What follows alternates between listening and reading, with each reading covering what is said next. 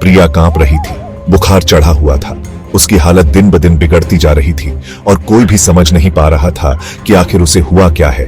उसकी आंखों में एक अजीब सी चमक थी, जैसे वो किसी और ही दुनिया में खोई हुई हो। डॉक्टर मेहता चिंता में डूबे हुए उसे फिर से दवाई दे रहे थे। उन्होंने कई बार कोशिश की, लेकिन प्रिया की हालत में कोई सुधार नहीं हो रहा था।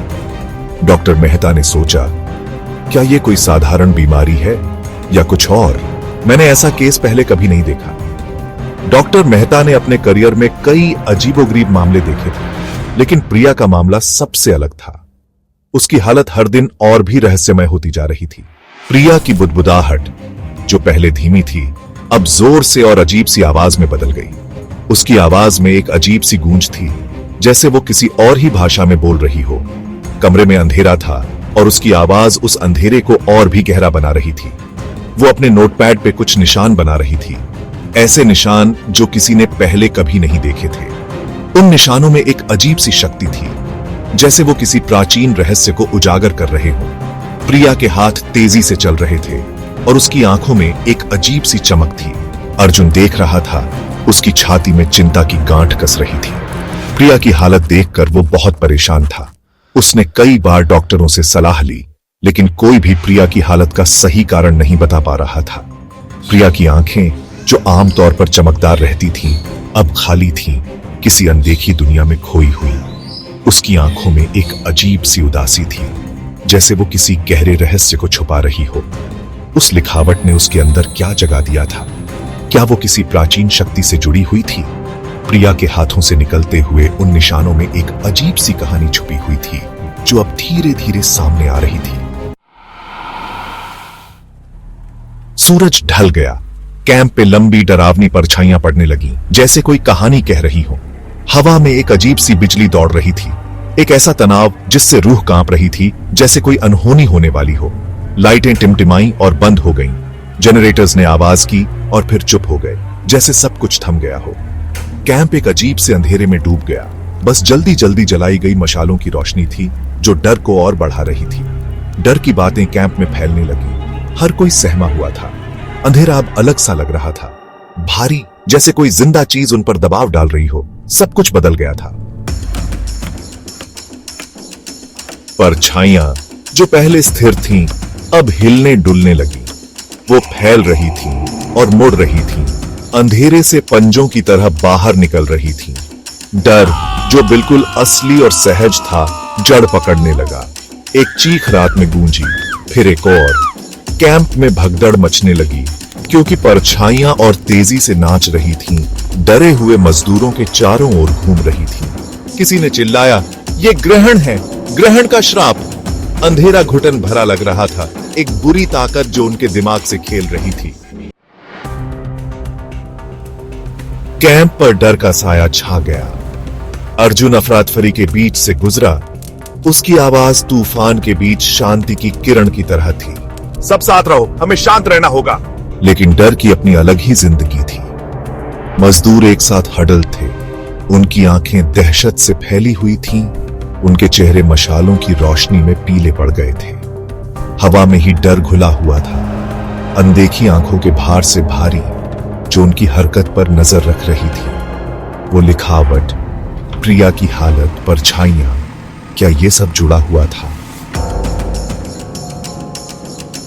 एक और चीख, इस बार करीब से, रात को चीरती हुई आई। अर्जुन आवाज की तरफ दौड़ा। उसका दिल जोर जोर से धड़क रहा था। उसने एक जवान मजदूर को खुदाई वाली जगह के पास गिरा हुआ पाया। उसकी आंखें दहशत से फैली हुई थीं। वो जवान लड़का कुछ बुदबुदा रहा था। उसकी आवाज डर और विस्मय का मिश्रण थी। ये देख रहा है, परछाई, ये देख रही है। फिर जैसे अचानक शुरू हुआ था, वैसे ही अचानक रुक गया। जवान लड़का चुप हो गया। उसका शरीर ढीला पड़ गया। वो बेहोश हो गया था। उसकी सांसें धीमी और अनियमित थीं।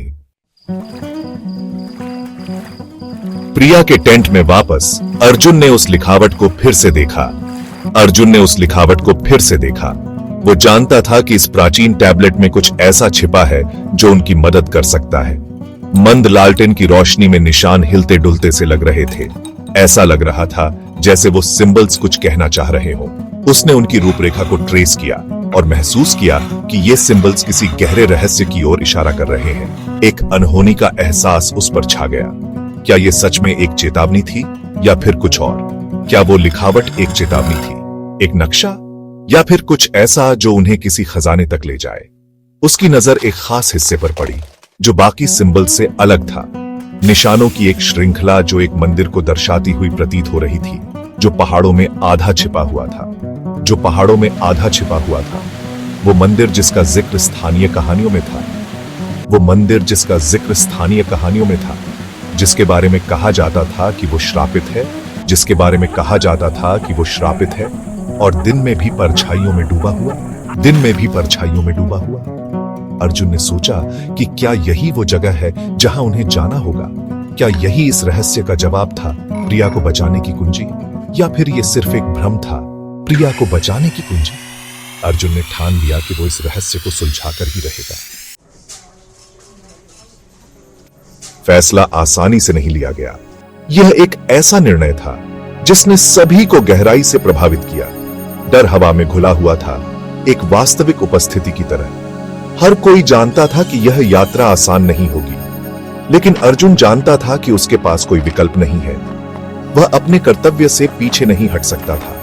उसे प्रिया की मदद करने का कोई रास्ता खोजना था।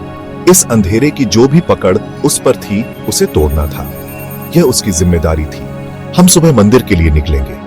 यह एक कठिन यात्रा होगी, लेकिन हमें इसे करना ही होगा, उसने घोषणा की। उसके दिल में कंपकंपी के बावजूद उसकी आवाज दृढ़ थी। उसकी आंखों में एक अडिग संकल्प था।